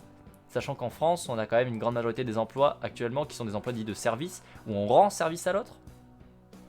Bah du coup, quelle est la différence? Ok, je fais biper tes courses, ouais, ok, très bien. Et toi, qu'est-ce que tu fais si ça se trouve, je sais pas moi, elle est peut-être maçon, elle est peut-être... qu'est-ce qu'elle peut être d'autre je sais pas, elle peut faire n'importe quoi, mais si ça se trouve, son travail à elle consiste aussi à rendre service d'une manière ou d'une autre à ses clients. Enfin, à offrir un service à ses clients. Donc en vrai, quelle est la différence entre le fait de faire biper tes courses, ou le fait d'aller construire ta maison, ou le fait d'aller faire tes papiers administratifs, ou le fait d'aller, je sais pas moi, 36 000 autres trucs quoi. Enfin, what the fuck quoi. What the fuck. J'avais une anecdote comme ça de la part d'un archéologue. Il creusait sur un chantier public pour faire des fouilles avant un chantier, sous la pluie, par un temps de merde. Et une mère l'avait désigné à son fils en disant que si tu bosses pas à l'école, tu finiras comme lui. Le gars avait justement fait bac plus 10 pour creuser sous la pluie dans un chantier public. Bah ouais. Bah ouais. Comme quoi, hein. Mais bon. Supprime toutes les personnes inutiles qui ont choisi à l'école, tu verras comme ça tourne dans la société. Bah ouais. Et coucou, je suis là, je travaillais, je peux pas trop parler chat, mais moi étant secrétaire, on critique souvent mon boulot. Donc, bah oui, typiquement. Alors que ça n'a aucun sens. Si tu réfléchis 30 secondes, que fait une secrétaire? Concrètement, elle fait tous les putains de papiers administratifs qui permettent à tout le reste de tourner. Si t'es pas là, ça tourne pas, hein. Ça tourne juste pas. Comment est-ce que du coup tu peux te dire ton travail il vaut moins? Bah ça a pas de sens. Ça a pas de sens. C'est tellement absurde. Et moi, en plus de ça, je vais remettre une couche de gros anticapitaliste, hein, mais je vous ai déjà dit que pour moi en entreprise, un des premiers trucs, un truc que je fais de manière récurrente, et d'ailleurs, oui, bonjour, j'ai même pas dit bonjour, je réagis tout de suite à tes propos, mais sans dire bonjour. Pardon. Mais bonjour, j'espère que ça va bien. Y a pas de souci au fait d'être au travail, de peu parler dans le chat, c'est quelque chose qui est très récurrent, très récurrent, surtout dans les lives blabla, mine de rien, pas mal de gens m'ont en mode radio. M'écoutent moi dans le fond pendant que je papote, mais sont en train de travailler, donc il n'y a aucun problème. Au niveau de moi, quand j'allais en entreprise, quand j'étais encore en tant que conseiller externe, que je faisais encore mon travail en tant que conseiller externe, ça arrivait que quand il y avait des situations où notamment je voyais des disparités de salaire assez énormes entre la direction et on va dire les techniciens, ceux qui font le travail concrètement quoi, et ceux qui planifient le travail, et que souvent on me disait mais on comprend pas, on perd du chiffre donc il va falloir écrémer ou quoi. Moi souvent le premier truc que je disais, et pourquoi vous réduisez pas les salaires? Pourquoi est-ce que vous harmonisez pas les salaires en fait? Et souvent c'est mais pourquoi? Comment ça? Bah non, moi j'ai fait plus d'études donc je mérite de travailler plus. Et t'es en mode, est-ce que t'es sûr que t'as fait plus d'études? Et quand tu regardes en fait tu te rends compte que les techniciens par exemple ils ont un niveau d'études tout à fait comparable. C'est juste que eux ils font la tâche là où la direction dirige. Par contre la direction touche 15 fois le salaire des techniciens. Ce qui peut être une bonne source du coup d'ajustement hein, pour quand tu perds du pognon. Et ils ont beaucoup de mal à comprendre que en fait ça n'a pas de sens de payer différemment en fonction de l'emploi que tu fais. Ça n'a pas de sens. Le seul truc qu'ils doivent prendre en compte c'est est-ce que ton travail est nécessaire de près ou de loin au fonctionnement de la boîte ou de la structure de travail en l'occurrence. Si la réponse est oui, vous mettez le même salaire. Si la réponse est non, on n'a pas besoin de toi, bah c'est pourquoi tu l'as alors. Concrètement, hein, surtout dans une entreprise privée, particulièrement dans une entreprise privée, si vous employez quelqu'un qui n'est pas nécessaire au fonctionnement de l'entreprise, pourquoi? Puisque la question est la rentabilité. Pourquoi? Pourquoi tu engages et pourquoi tu payes quelqu'un dont la tâche n'est pas nécessaire au fonctionnement de la boîte? Vraiment, c'est... Et à côté de ça, pourquoi est-ce que tu fais des différences de salaire? Souvent, le retour qu'on me fait, c'est ça en dépend du niveau d'études, ça dépend du niveau de qualification, ça dépend hiérarchiquement où est-ce qu'on est placé, ainsi de suite. Mais ça n'a pas de sens. Ça n'a pas de sens. Qu'est-ce qui te dit que la personne qui est là en train de faire la tâche, on va prendre le cas de la secrétaire, hein, mettons, qui est plutôt, on va dire, une tâche qui qui est un métier qui généralement hiérarchiquement est pas super haut placé. Pourquoi est-ce qu'elle va être payée moins là où le secrétaire que la personne qui va gérer la direction, qui est le ou la patronne? Pourquoi? Son travail est tout aussi important, sinon d'ailleurs tu ne l'emploierais pas. Ça n'a pas de sens. Et la seule réponse qu'on a à me donner en général c'est bah oui mais le patron il prend les risques. Mais quel risque? Quel risque? Tout l'argent qu'il a, mais ça vient des gens en bas en fait. Le risque, c'est pas vraiment lui qui le prend en général. Vous avez tout un tas d'assurances quand vous avez des boîtes notamment, pour justement vous éviter tout un tas de conneries. Donc, non. Parce que moins de responsabilité, mais quel est le rapport? Quel est le rapport? Ton travail n'est pas d'être responsable. C'est pas ton travail. Pourquoi est-ce que la responsabilité devrait justifier que tu as une différence de salaire? Parce qu'en soi, tu n'es pas responsable, sauf qu'en fait, si tu es responsable. Tu es responsable de tes tâches, du travail qui est fait par rapport à ça. S'il y a une erreur dans ton travail, tu es responsable. Tu le payeras, toi, pas ton patron, pas les autres employés. C'est toi. S'il y a une erreur sur ton travail, c'est toi qui seras responsable. La responsabilité, elle est la même pour tous. La responsabilité en tant que dirigeant, en tant que patron, on va dire, de diriger la structure, souvent c'est ce qui est justifié, hein, mais elle n'a aucun sens. Elle n'a aucun sens. Parce que, encore une fois, les risques, c'est pas eux qui les prennent. Et généralement, quand tu regardes en plus de ça, comment est-ce que leurs risques sont pris, tu te retrouves avec des personnes, et là je parle plutôt pour les moyennes et grandes entreprises, parce que la grande majorité des petites entreprises, en fait, au final, ont un fonctionnement qui est malheureusement tout à leur désavantage, mais parce qu'ils ne sont pas le cœur, ils ne sont pas les hautes finances. Quand je parle des patrons, je parle de ceux qui ont vraiment un minimum de, on va dire, de personnes autour d'eux. Généralement, ils viennent d'un milieu qui est quand même très avantagé, où ils ont tout un contexte qui est très avantagé. Et quand vous avez des études qui vous montrent concrètement que là, aujourd'hui, à l'heure actuelle, si vous prenez 10 personnes patrons, et là, encore une fois, je parle de patrons de moyennes et grandes entreprises, hein, pas les petites structures où vous êtes 10 dedans, vous vous rendez compte qu'en fait, vous en avez 8 à 9 dont la famille était déjà une famille patronale, qui était déjà une famille de patrons, de dirigeants, qui ont déjà un capital culturel, financier et ainsi de suite, qui est déjà prédominant et qui déjà les a mis dans une position en fait de prédominance. Du coup, la prise de risque, elle est où? La logique, elle est où? C'est juste un système de domination, c'est juste un moyen de continuer un système de domination, ce qui est discutable, hautement discutable. Voilà. Et au-delà de ça, en plus, on tombe dans la même logique derrière. Un truc qu'on a déjà étudié avec le niveau d'études. Le niveau d'études est très indexé à votre niveau, malheureusement, de revenus et du revenu de vos parents et ainsi de suite. C'est-à-dire que concrètement, vous avez très peu de probabilité, si vous êtes fils ou fille d'ouvrière, de pouvoir devenir patron ou patronne d'une moyenne ou grande entreprise. Parce que vous n'aurez pas les moyens d'avoir les grandes écoles, parce que vous n'aurez pas les moyens de faire de hautes études, et ainsi de suite. Vous avez toujours cette justification de merde de vous dire « Oui, non, mais regarde, là-bas, il y a Jean-Michel. Jean-Michel, il est fils d'ouvrier, il a réussi. » C'est pas parce qu'il y a une exception que du coup, c'est bon. Non. Au contraire, s'il y a une seule exception, une fois tous les 36 du mois, ça vous montre à quel point c'est dysfonctionnel. Parce qu'encore une fois, vous avez cette croyance de la méritocratie, si tu veux, tu peux, mon fion, hein, tout ça, qui montre bien que ça ne marche pas. Puisque vous avez tout un tas de personnes qui font des efforts de niveau équivalent, parfois même supérieurs, qui ne réussissent pas à ceux qui réussissent, et qui réussissent juste parce que la chance, le piston, peut-être qu'ils ont travaillé. Vous avez même tout un tas de personnes qui sont là où ils sont, en ayant travaillé, en ayant fait tous les efforts du monde pour eux, et ainsi de suite. Ok, très bien. Mais c'est pas parce qu'ils ont fait ces efforts qu'ils ont réussi. C'est juste parce que la configuration du hasard a fait que ils ont réussi en ayant fait tous ces efforts. Et vous avez une quantité phénoménale de gens qui ont fait tous les pires efforts du monde, qui ne arriveront jamais à atteindre le même niveau, qui resteront toujours dans les bas-fonds, dans la fange, avec le reste du bas peuple, et qui juste ne pourront jamais s'élever de ça. Alors qu'ils ont fait tous les efforts du monde, mais le contexte, le hasard a fait qu'ils n'ont pas réussi. Point. Or, la méritocratie, c'est pas le hasard fait que tu réussis ou pas. La méritocratie, c'est si tu veux, tu peux. Si tu fais, tu réussiras en fonction de tes mérites. Tu réussis pas en fonction de tes mérites. Tu réussis en fonction de la hasard, en fonction de la chance. Du coup, il est où le mérite? Enfin, c'est là où il y a une logique qui est bizarre. Et au niveau de la responsabilité, du coup, de dire c'est parce que tu as une certaine responsabilité quand tu es dans des positions plus élevées, ça n'a pas de sens. Parce que la grande logique, si tu regardes statistiquement, on se constate que les enfants de cadres sont généralement cadres.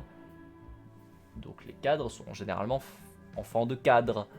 Donc en fait, c'est pas parce que tu le mérites que tu es là où tu es, c'est juste parce que tu étais dans la bonne catégorie socio-professionnelle que tu es là où tu es. Et donc la responsabilité que tu es censé avoir, tu l'as juste parce qu'elle s'est transmise presque, on va dire, par filiation. Je joue un peu avec les termes, mais en vrai, c'est dans l'idée que quand même, si tu es dans la même catégorie socio-professionnelle que tes parents, il y a une certaine continuité qui se met en place, qui n'est pas responsable que de pourquoi qui est responsable de pourquoi tu es là, alors que toi tu n'es pas responsable de pourquoi tu es là. Et c'est là où du coup jouer avec le fait que oui mais il y a plus ou moins de responsabilité, c'est faux. En fait les populations plus pauvres, les personnes qui proviennent de justement de catégories socio-professionnelles moins avantagées, n'auront que extrêmement rarement la possibilité de s'élever à ce niveau hiérarchique là et d'avoir donc la possibilité d'avoir cette responsabilité. Et c'est là où vraiment il y a ce foutage de gueule, c'est de dire bah non mais si tu veux tu peux, non mais moi j'ai la responsabilité donc c'est normal, moi je prends la prise de risque donc c'est normal, patati patata, je dois être me payer. Mais non, ça n'a pas de sens. C'est juste parce que tu as la chance d'être né dans la bonne famille, dans la bonne situation, qui fait que tu es là où tu es aujourd'hui. Et donc c'est par le hasard, pour remercier le hasard qu'on te paye plus. C'est un peu discutable, c'est un peu foireux. Voilà. Bon, je vous rappelle que quand même, généralement, je ne suis pas trop apprécié par le patronat en général quand j'intervenais en tant que conseiller externe. De manière assez récurrente, je l'ai saoulé un petit peu. Je me souviens notamment d'un appel que j'ai eu après avoir rendu un rapport justement à une structure. C'était un hôpital privé où j'ai passé bien 1 heure au téléphone avec la DRH qui me pourrissait en me disant que concrètement, quand même, j'étais un gros idéaliste, je comprenais rien, qu'elle pouvait pas rendre ce rapport aux directions parce qu'ils allaient du coup après la défoncer, parce que c'est elle qui m'avait engagé, que du coup bah, ça allait lui porter préjudice, patati patata.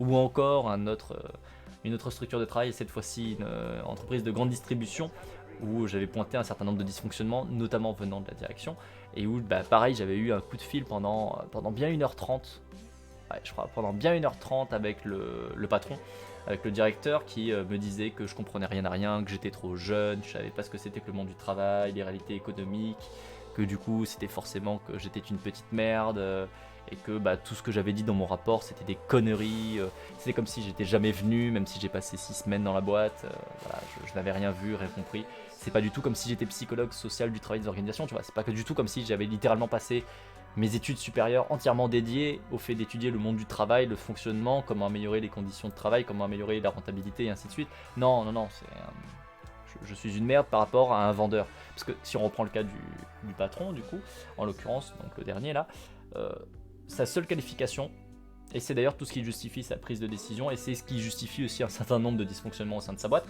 c'est qu'à la base, cette personne fait partie des très rares personnes qui se sont élevées. Et oui, encore une fois, il y en a de temps en temps. Et du coup, comme lui, il est parti en tant que simple vendeur basique, et qu'il a réussi à devenir directeur, pour lui, bah ça justifie tout. Et du coup, il fait tout un tas de comportements, parce qu'il n'est pas formé, notamment à la direction, parce qu'il n'est pas formé à tout un tas de choses, qui sont issues de sa manière de faire, parce qu'à la base, il était simple vendeur, qui sont pas fonctionnels. Il a une logique dans la manière dont il applique ses décisions de direction, qui est une logique de vendeur, qui n'est pas adaptée. Il a une manière de se comporter avec les gens, qui n'est pas adaptée. Et surtout, sa justification derrière, c'est non mais de toute manière, ça prouve bien que j'ai raison, parce que sinon je me serais pas élevé là où j'en suis. Et t'es en mode bah non, non Billy, Billy, ça marche pas comme ça. C'est non. Non. Et puis en plus de ça, il faut peut-être comprendre aussi un truc, parce qu'il y a un des trucs que d'ailleurs j'ai relevé dans le rapport et qui je pense lui a pas plu, c'est que ça fait 8 ans qu'il est directeur, et il est frustré parce qu'il est directeur d'un magasin, et qu'il n'arrive pas à contrôler plusieurs magasins, il n'arrive pas à monter en poste dans le groupe dans lequel il est, depuis 8 ans. Et il le vit avec une grande frustration, et notamment quand moi je suis arrivé dans la boîte, ça faisait quelques mois que un des chefs de secteur qu'il avait formé, en fait, est devenu directeur, et directeur de 3 magasins d'un coup. Alors que lui, il est directeur que d'un seul. Enfin, il était en tout cas à l'époque directeur que d'un seul. Et il était extrêmement frustré du coup de voir que quelqu'un qu'il a formé là en quelques années est passé de chef de secteur à directeur comme lui, et directeur de 3 magasins, pas comme lui. Alors que lui, ça fait 8 ans qu'il essaye d'avoir la direction de plusieurs magasins et qu'il les avait toujours pas. Et donc si tu réfléchis 30 secondes, tu te dis que potentiellement, si toi tu n'as pas la direction de plusieurs magasins, c'est potentiellement qu'au-dessus, on estime que tu n'as probablement pas les outils adéquats pour passer encore sur un niveau de direction plus élevé. Et pourtant, lui, il continue à dire qu'il a forcément la bonne manière de faire, le bon fonctionnement, patati patata. Vous voyez, c'est là où il y a tout un tas d'éléments, on va dire, émotionnels notamment, qui peuvent rentrer en compte et qui vont être extrêmement problématiques et qui lui permettent pas de se remettre en question, par exemple. Et ça, c'est quelque chose qui est très récurrent dans le patronat, qui est très récurrent. Après, on va pas se mentir, hein, moi en général, le patronat, en plus, c'est des hommes. souvent le problème. Une grande quantité du patronat sont des hommes. Je pense que sur toutes les entreprises où je suis passé, dans 9 cas sur 10, le patronat c'est des hommes. La direction c'est des hommes. Et ça pose problème pour d'autres trucs du coup en fait. Égalité l'homme-femme, tout ça, vous savez qu'on peut se la mettre où on le pense. Mais, mais au-delà de ça, c'est qu'il y a des fonctionnements très virilistes aussi qui font jour et qui sont, oh mon dieu, problématiques à un point incroyable. À un point vraiment incroyable. Et c'est très problématique. Bref, je vais continuer la lecture. Alors je vais juste regarder parce que je viens de recevoir un SMS d'abord. Je pense que c'est peut-être ma femme. Parce que voyez-vous ce matin... Non, il faut les jeter. D'accord. J'allais dire, j'ai vu un Tupperware qui était sur la cuisine ce matin. Je me suis dit merde, à tous les coups. Elle l'a oublié. C'était son nourriture, elle l'a oublié.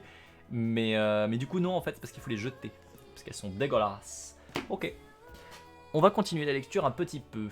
L'optimisation économique recherchée dans le secteur privé comme dans les services publics passe logiquement par deux quêtes constantes. Réduire les coûts de production d'une part et accroître les revenus d'autre part. Productivité et extension du marché sont alors les deux leviers principaux de la quête illimitée de performance. Productivité, déjà encore une fois, je vous le dis, c'est tellement mauvais, ça n'a pas de sens. Mais bon, bref. Notez que ces deux objectifs ont été spectaculairement réalisés depuis 2 siècles. Nous sommes aujourd'hui capables de produire nourriture, vêtements, logements, transports, soins médicaux, systèmes de communication, ramassage d'ordures, avec de moins en moins de main-d'œuvre et une flexibilité croissante. Jamais l'homme n'a produit autant de biens et de services avec aussi peu d'heures travaillées. En outre, les marchés n'ont cessé de se multiplier et de s'étendre. Les grandes vagues managériales qui se sont succédées au cours du XXe siècle et en ce début de XXIe siècle, en dépit de leur diversité formelle, ont toutes visé à cette double optimisation. Un esprit, Weber en 2000, Boltanski et Chapello en 99, est sans doute nécessaire au capitalisme pour perdurer et s'étendre, mais il ne suffit pas. Il faut produire, diffuser, maintenir et justifier des dispositifs capables de guider l'activité par milliers, voire millions ou milliards de travailleurs et de consommateurs, au jour le jour, vers plus de productivité, de marchandisation. C'est un tour de force que les seules idées ne peuvent obtenir. La production quotidienne du capitalisme relève alors, avant tout, d'un travail. Il faut des individus compétents, consciencieux, qui construisent continuellement et laborieusement ce mode d'encadrement de l'activité humaine. Un patron, dit-on parfois. Mais qui est-il aujourd'hui? Et coucou Anemone, j'espère que ça va bien. J'ai vu qu'il y avait un autre message. Qu'est-ce que c'est? C'est probablement toujours toi, mais... Oui, tu m'as inquiété, patate. Bah oui, je me suis dit que merde, t'avais pas à manger. Ah, faut pas m'inquiéter. D'ailleurs, du coup, comme un con, je l'ai remis au frigo, donc faudra que je le jette. Voilà. La division verticale du travail de direction. Qui fait faire des choses précises, ou du moins essaye, aux salariés et aux consommateurs? La question se pose régulièrement, à eux comme aux militants, mais ils peinent à le trouver en personne. La critique cherche un nom, un coupable, une tête à mettre au bout d'une pique, mais elle n'identifie pas clairement un responsable. La difficulté tient à ce que la fonction d'encadrement de l'activité a, ce dernier siècle, connu un éclatement notoire. La situation contemporaine est caractérisée par une division sociale du travail de direction dans les grandes organisations, qu'elles soient privées ou publiques. Au pire, j'aurais commandé. Oui, certes, mais quand même. D'ailleurs, il est quelle heure? 10h42. Ah, il va falloir que je coupe la VOD d'ailleurs. Bon, on va continuer un petit peu, mais il va falloir que je coupe la VOD. Aussi, les représentations qui s'opposent, prescription et réalisation, conception, exécution, régulation de contrôle et régulation autonome, Renault en 88, capital et travail sont-elles trop binaires? Dans les grandes organisations, le patron n'est que rarement incarné par un homme propriétaire et dirigeant. Il est plutôt un agencement de nombreux acteurs aux rôles distincts. Cette division sociale de la fonction patronale résulte d'une évolution historique longue des formes managériales. Le tournant du 19e et du 20e siècle correspond en effet à une mutation du capitalisme, avec l'accroissement de la taille des entreprises et conjointement la concentration du capital, avec l'invention et le développement des sociétés par action. Les propriétaires sont plus dispersés, littéralement anonymes. Eux-mêmes ne savent pas toujours ce qu'ils possèdent en détail et ignorent le plus souvent ce qu'ils achètent. Pour eux, l'entreprise est une sorte de boîte noire. Les propriétaires des actions sont représentés dans des conseils d'administration. Dans la fonction publique, la nation est représentée dans cette instance également, mandatée pour défendre l'intérêt général des citoyens. Les membres des conseils d'administration définissent les finalités, les moyens de l'organisation, notamment les dirigeants, et les révoquent.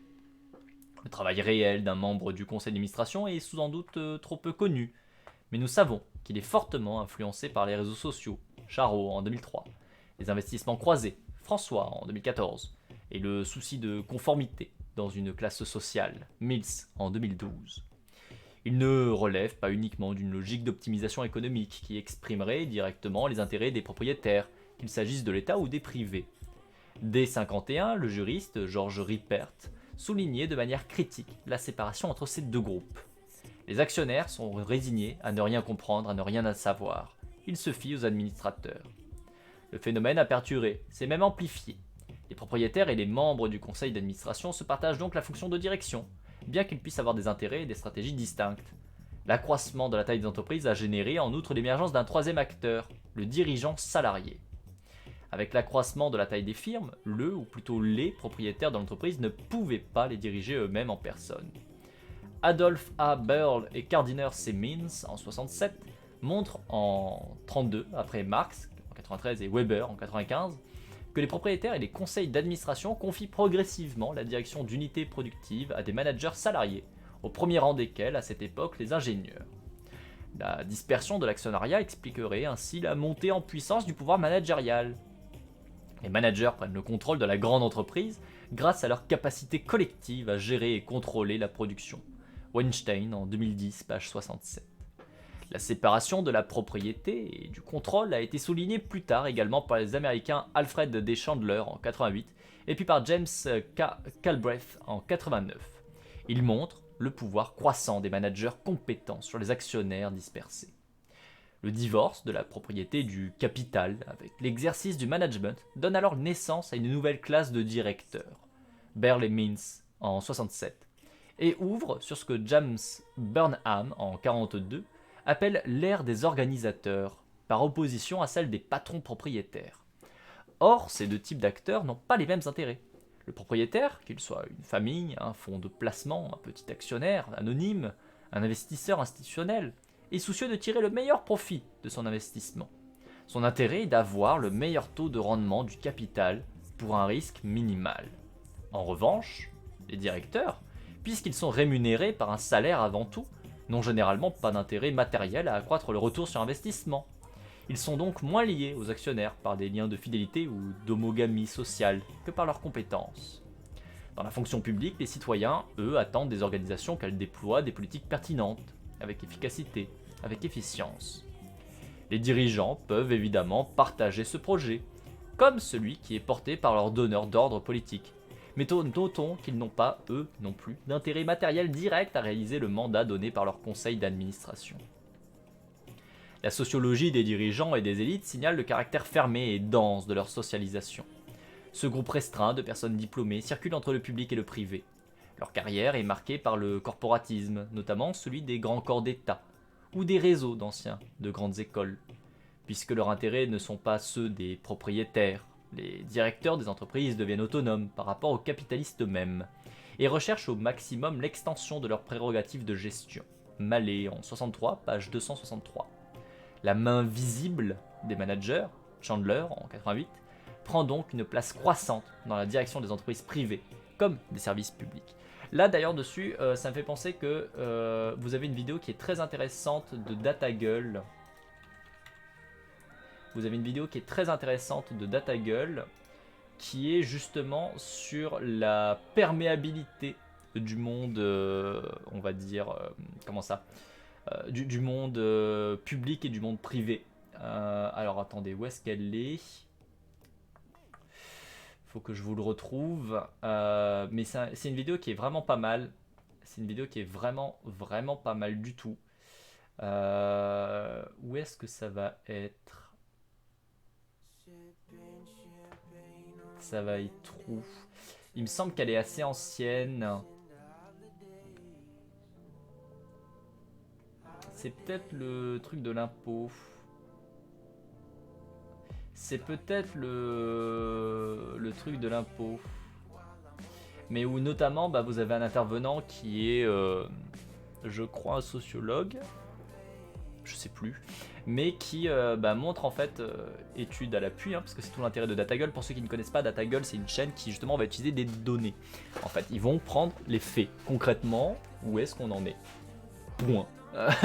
Et du coup, ça met un peu les choses en place, et c'est plutôt bien. C'est plutôt pas mal parce que ça vous remet vraiment comment dire, ça vous met les choses à plat, quoi. Concrètement, on en est là. D'un point de vue données, on en est à ce niveau-là. Est-ce que du coup, on peut dire que c'est bien, pas bien? Est-ce que c'est une bonne chose, pas bien? Bref, c'est quand même vraiment pas mal. Ils font un très bon travail, je trouve. Et donc, il y avait je crois que c'est celle que je vous ai montrée, mais je suis pas sûr, où justement, en fait, l'intervenant remet en place notamment les études qui montrent que statistiquement parlant, on fait, pour beaucoup de personnes qui sont dans le public, quand je dis de personnes qui sont dans le public, je parle de hauts fonctionnaires, je parle du petit monde, des élus et compagnie, on fait beaucoup de carrière en fait dans le public avant de passer au privé, ou au contraire on fait du privé pour faire un petit peu de public aussi, et on voit qu'en fait c'est un monde qui est très fermé, très en vase clos, parce que je crois que c'est quelque chose comme, vous avez une grande majorité, c'est-à-dire sur les 40 plus grosses fortunes de France, vous en avez quelque chose comme 70% ou 80% qui passent par le public. Et en fait, on se rend compte que le public permet de faire beaucoup d'argent pour soi, et que c'est quand même très, très discutable, parce que c'est pas censé être le but. Normalement, quand tu fais du public, t'es censé être là pour les gens, plutôt, c'est mieux. Et du coup, c'est assez intéressant, parce que justement, ça mettait en avant que, en fait, on va avoir des personnes du public comme du privé qui sont extrêmement perméables au niveau des directions entre ces deux mondes, mais qui par contre vont pas être trop perméables avec le reste des échelons. C'est souvent un petit monde très fermé. Mais je sais plus lequel c'est. Je sais plus si c'est celui que je vous ai montré ou si c'en est un autre. Mais en tout cas, sachez que c'est une très bonne chaîne, DataGull. Si vous êtes curieux et curieuse, n'hésitez pas à aller voir, parce que franchement, c'est une très très bonne chaîne qui font vraiment du bon travail. Actuellement, ils sont sur un projet d'étudier les utopies concrètes, donc les formes de société, de structuration de société, qui seraient, on va dire, utopiques, mais qui pourtant se réalisent quelque part à travers le monde. Sur pas mal d'éléments différents, donc vous avez par exemple Twin Oaks, il me semble qu'ils ont parlé de Twin Oaks notamment, la fameuse communauté dont je vous parle de temps en temps, qui se trouve aux États-Unis, qui fonctionne avec une redéfinition totale des tâches de travail et ainsi de suite, mais ils vont aller étudier pas mal d'autres formes de sociétés, de groupes qui sortent justement du modèle largement répandu capitaliste. Et donc du coup ils sont en plein tournage depuis quelques temps déjà, depuis bien un an. Ils sont dessus pour justement faire les reportages, monter tout ça. Je sais pas du tout combien de temps ça sortira, parce que évidemment avec la crise sanitaire ça peut compliquer les choses, mais en tout cas c'est une chaîne qui est très très intéressante. Je vous recommande très fortement d'aller voir, parce que franchement ils font du bon travail, ils font du très bon travail.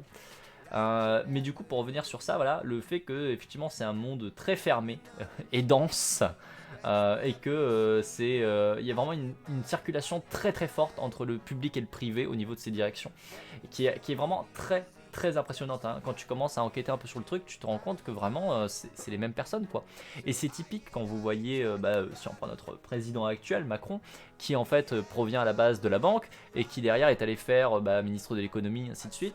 Et ça c'est très récurrent en fait. Vous avez énormément de personnes dans les gouvernements, en France, mais pas que, qui sont vraiment tout le temps en train de switcher de l'un à l'autre, qui vont passer de l'un à l'autre, qui vont être après nommés dans les conseils d'administration, qui étaient nommés dans les conseils d'administration avant, puis qui vont devenir en même temps élus de la République ou autre.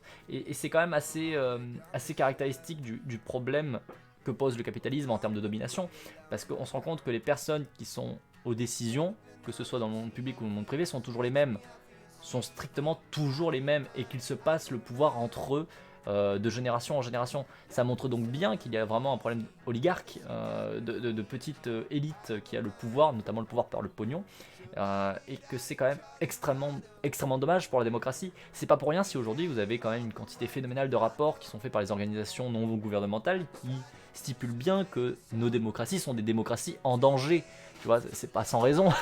À un moment donné, c'est pas c'est en danger, mais en fait, si vous mettez juste une petite couleur, c'est un petit drapeau. Non, en danger, c'est que c'est vraiment en danger. Concrètement, dans notre manière de fonctionner, il y a des énormes problèmes de prise d'intérêt et ainsi de suite, qui font qu'on ne peut pas, malheureusement, là, à l'heure actuelle, estimer qu'on a une bonne démocratie. On ne l'a pas. On ne l'a pas.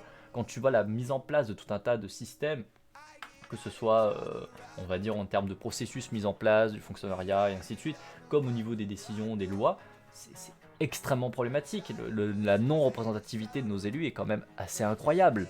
C'est quand même assez incroyable. Mais bon, bref. À ces deux premiers divorces vient s'ajouter, au sein de la fonction de direction, la délégation qui est faite par les dirigeants en une nouvelle classe de cadres salariés. L'histoire commence sans doute dans les chemins de fer aux États-Unis à la fin du 19e siècle, lorsqu'apparaît l'organisation fonctionnelle. Le systematic management, qui promeut de nouvelles méthodes de gestion et milite en faveur de la création d'états-majors.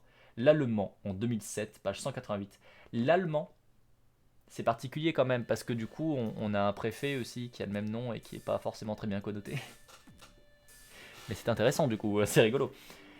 C'est également ce que plaide Taylor en 1911 dans The Principle of Scientific Management, avec l'organisation dite scientifique du travail.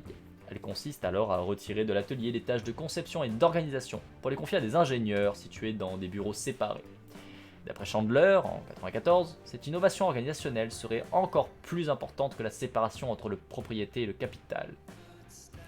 Le français Henri Fayolle, lui aussi ingénieur expérimenté dans la direction d'entreprise, publie 5 ans après Taylor un ouvrage qui fera date dans l'histoire de la rationalisation du travail. D'après lui, l'administration des grandes entreprises complexes, celle qui permet aux dirigeants de prendre des décisions en connaissance de cause, doit suivre 5 opérations typiques: prévoir, organiser, commander, coordonner et contrôler. En séparant la production des fonctions d'organisation et de contrôle, Fayolle promeut lui aussi un nouveau type de travailleur, celui qui ordonne et qui planifie, sans produire directement. Cette organisation instaure une nouveauté fondamentale. Elle ambitionne de penser le travail sans le faire, de faire le travail sans le penser. Taylor énonce ainsi en 1911 « Tout travail intellectuel doit être enlevé à un atelier pour être concentré dans des bureaux de planification et d'organisation. » Cette organisation dichotomique du travail tente de séparer rigoureusement la pensée de l'exécution du travail proprement dite. Friedman en 77, page 164.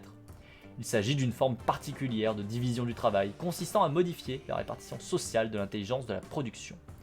Une partie est incorporée aux machines, et l'autre est distribuée entre de nombreux travailleurs, grâce à l'activité d'un nombre restreint de personnes chargées de la tâche, pourtant impossible, de penser à l'avance la totalité du process du travail et d'en maîtriser l'ensemble des paramètres.